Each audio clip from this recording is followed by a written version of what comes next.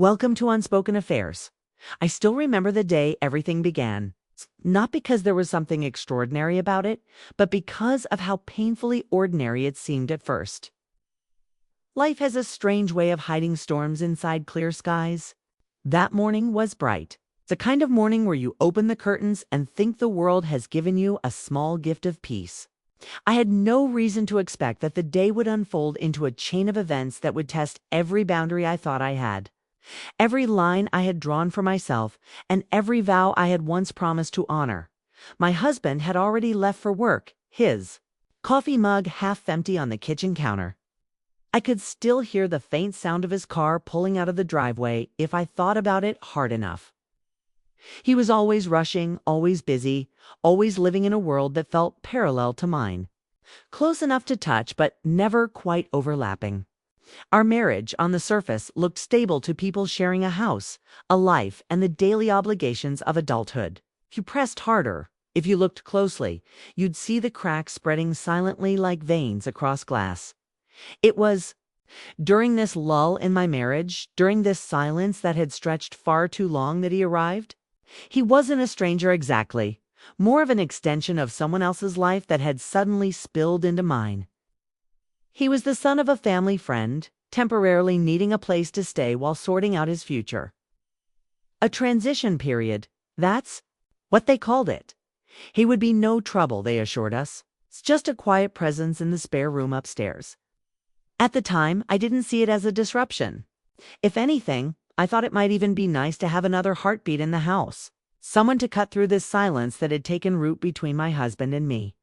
The first time I saw him walk through the door, carrying nothing more than a worn duffel bag and a guarded expression, I felt something shift.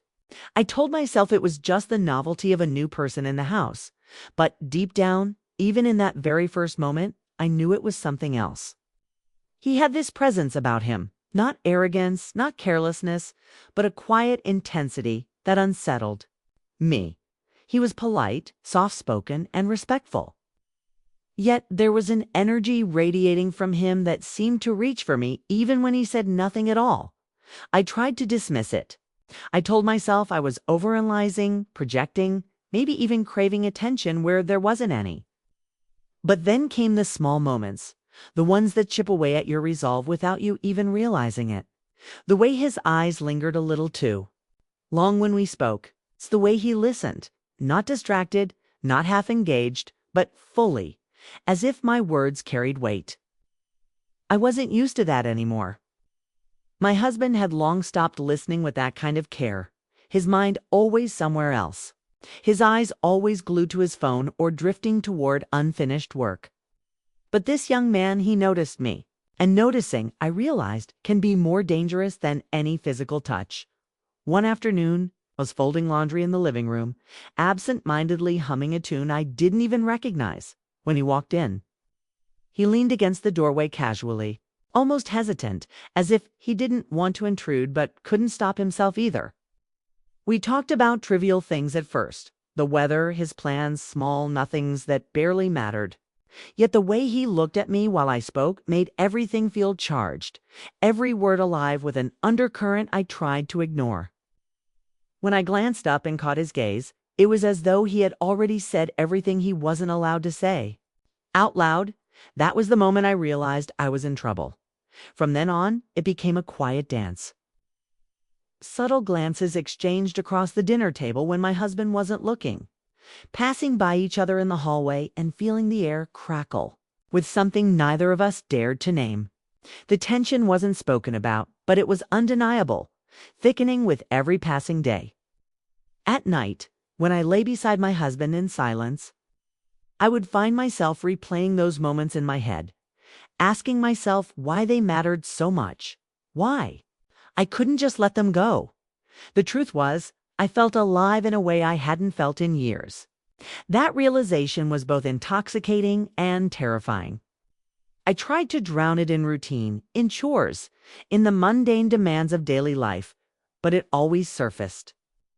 Desire has a way of clawing through denial, demanding to be acknowledged no matter how hard you push it down. The first touch happened by accident, or at least that's what I told myself. I was reaching for a dish in the kitchen cabinet, and he stepped in beside me to grab a glass. Our hands brushed, just a fleeting contact, but I felt it all the way down my spine. Neither of us moved immediately. For that fraction of a second, our hands stayed there, barely touching, yet burning with more intensity than any embrace I had known in years.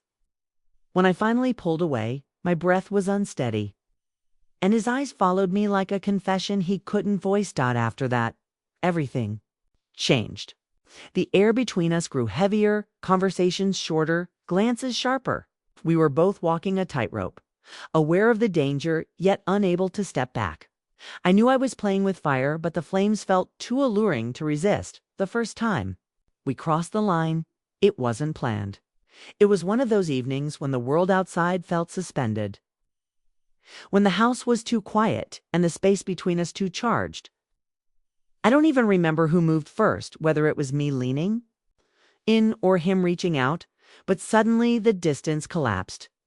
The kiss was desperate, unpracticed, fueled by every moment of restraint that had built up until then.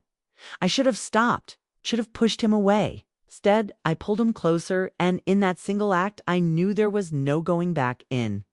The days that followed, guilt became my shadow. I would catch my reflection in the mirror and barely recognize the woman staring back. I was a wife, a partner, someone who had once made promises in front of family and friends, promises that now felt like fragile paper crumbling in my hands. And yet, when I was near him, all of that dissolved. With him, I wasn't the overlooked wife or the forgotten partner. I was someone wanted, someone seen, someone alive. The secrecy became its own intoxicating game. Whispered words, stolen moments. The rush of knowing what we were doing was forbidden. But beneath the thrill, there was always the creeping dread. What if someone found out? What if my husband saw the truth in my eyes? What if this fragile web we were weaving collapsed around us? I started to notice the little changes in myself. It's the way I lingered, getting dressed, paying attention to details I had long ignored. It's the way I laughed more easily as sound. My husband hadn't heard from me in years. He noticed, of course, but he misread it. He thought maybe I was simply in a better mood. Maybe life had shifted just enough to lighten me. He never suspected the truth, and that only made the guilt heavier. There were nights I lay awake, staring at the ceiling, torn between two worlds. One where I stayed faithful, loyal, and unfulfilled, and another where I gave in completely, knowing it would eventually destroy me. I told myself I could stop, that it was only a phase, a moment of weakness. But every time I tried to create distance, I found myself drawn back, helpless against the pull. It wasn't just desire, it was connection. He listened when I spoke, really listened. He noticed the small things, the way I preferred my tea, the books I left half finished, the tired sighs I didn't realize I let slip. He cared in ways that felt almost unbearable because they reminded me of everything I had lost in my marriage. The more I tried to deny it, the deeper I sank. And slowly, almost imperceptibly, the line between who I was and who I was becoming blurred until I couldn't see it anymore. And that was only the beginning.